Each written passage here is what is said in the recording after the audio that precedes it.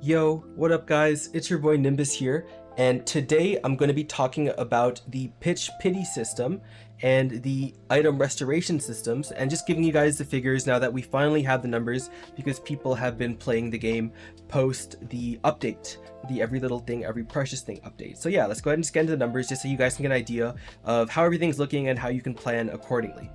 Okay, so this is the trace restoration system here, and as you guys can see, essentially what it is you can store up to 1750 points, so 1,750 points by clearing bosses. This is the trace restoration system, and so pretty much what you can do is you can give yourself different challenges for different bosses, and if you do every single challenge, you get more points, obviously. And then yeah, so you can save up 1750 points to restore an item, and so you can restore any item in the game. I checked, you can even restore Eternals using this system. So that is how this system works pretty much, and I'll go ahead and get into the numbers in a moment. For the next system here is the Star Force Research system, and so pretty much how you get this system set up is as follows. Okay, so this is my Nightwalker, and pretty much how it works is you just go ahead, click on this quest here, and then you talk to Fabian, Fabian's research pretty much, and you just work through this quest line. And once you finish going through all the cutscenes, essentially he will give you a quest, and all you need to do is go kill some mobs, and after you kill enough mobs, you are going to get a yellow box. It'll be called a mysterious star spec boxes. Do not open it. All you do after you get the box is you just go back to Fabian, and if you guys need help finding Fabian, because I had a little bit of trouble finding him initially, you just type in Fabian here, and then you click on him, and he is in Veritas in Aqua Road, and then you go and turn in the quest, and then you will have access to all the systems. There will be a secondary quest after that. It'll be in your light bulb again. It'll be something related to Fabian and item restoring. You just click on that, complete it, and then you will have access to all of the different systems here. And so after running some quick numbers, here is the max amount of points you can get from the pitch revival system. So pretty much if you do every single one of the challenges for each boss every week and Black Mage, you'll be getting 7 from Lotus, 7 points from Damien, 12 from Lucid, 13 from Will, 14 from Darknell, 13 from Gloom, 19 from Vihilla, 14 from Slime, and 27 from Saren. Also for Black Mage, you'll be getting an extra 43 points a month, so I'm going to average that out to 10.75 points per week. So per week here, we are doing 136.75 revival points, and per month we are doing 547.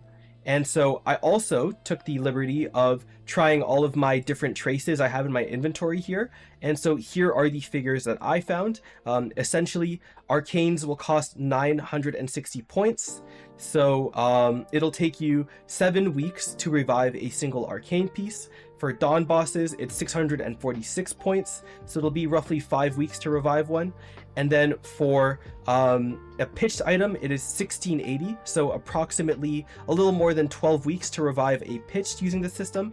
But I would highly recommend that you save all of your points for Eternals, because you can farm to revive your arcanes, your Dawn boss, and your pitched using the other revival systems such as the stars, but you cannot farm to revive Eternals because the Eternals are capped at pitches and level 200 and below items. So the only way to revive Eternals is by doing these solo boss missions for all of these different bosses that dropped the traces. So again, I highly recommend you specifically only use these points to revive Eternals, because this is the only revival system that Eternals actually works on. And so pretty much I did a little bit of testing. These aren't like super concrete numbers because the sample size is really small.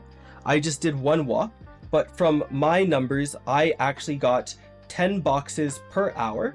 And after opening the 20 boxes I got 22 of the star specs, and I got 6 shining star specs.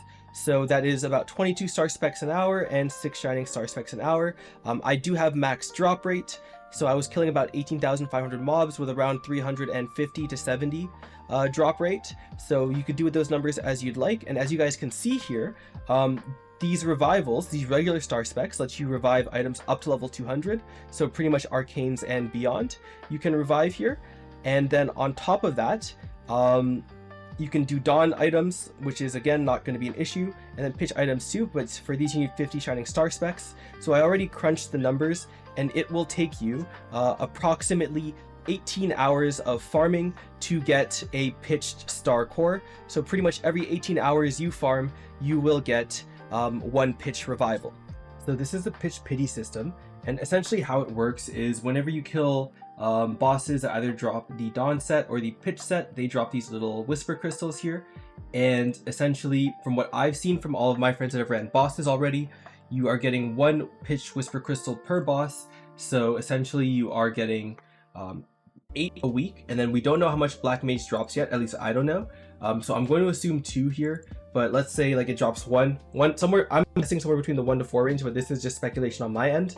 But I do know for a fact that all the other bosses, so Lotus, Damien, Lucid, Will, Darknell, Gloom, Vihela, and Saren, all drop 1 pitched whisper crystal per week. Black mage is the only one I don't know about.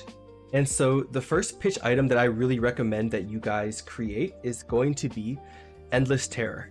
And the reason I recommend Endless Terror is because when you are gearing up a character, you end up with these 4 rings, right? You end up with your Oz ring, the Slime ring, the Superior Golux ring, and either a Khan's Treasure or a Meister ring, right? And the problem is Khan's Treasure and Meister ring are both just filler pieces. They don't have any set effects, and they are relatively low level, both at around like 140 or 150, right? And because of that, they're actually probably one of your weakest pieces of gear, because everything else should be contributing to a set effect at this point.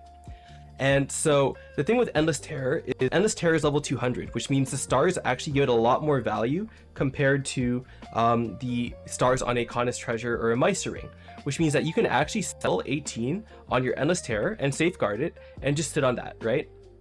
And you can also finally have something to start using your pitch revival that you get from farming on a piece of starable pitch. So Endless Terror would be first. I would then go for the Will's Book.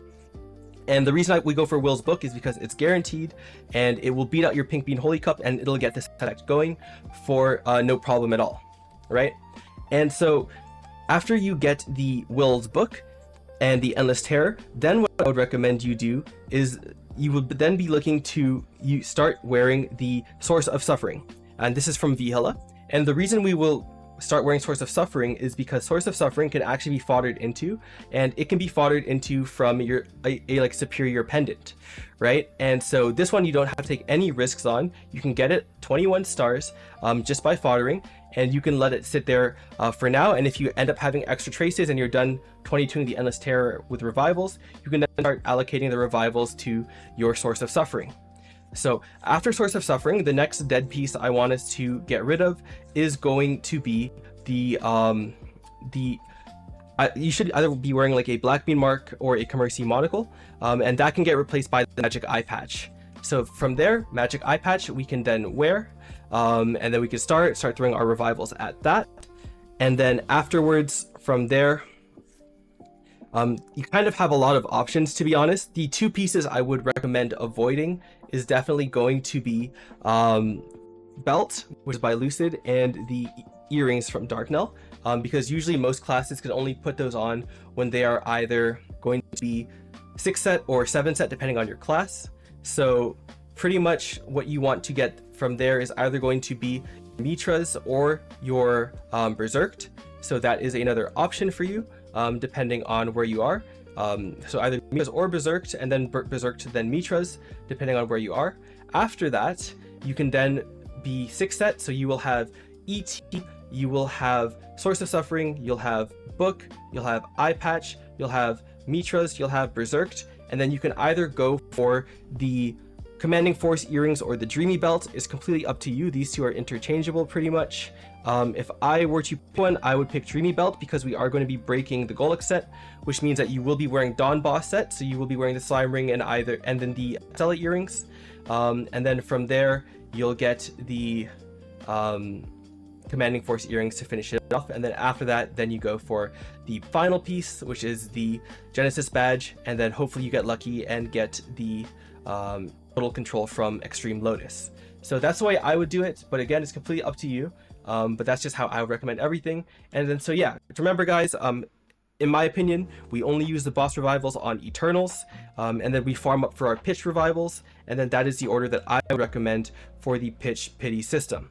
So yeah, hopefully you guys enjoyed the video, hopefully you guys got some insights, and I will catch you guys in the next video. Bye-bye!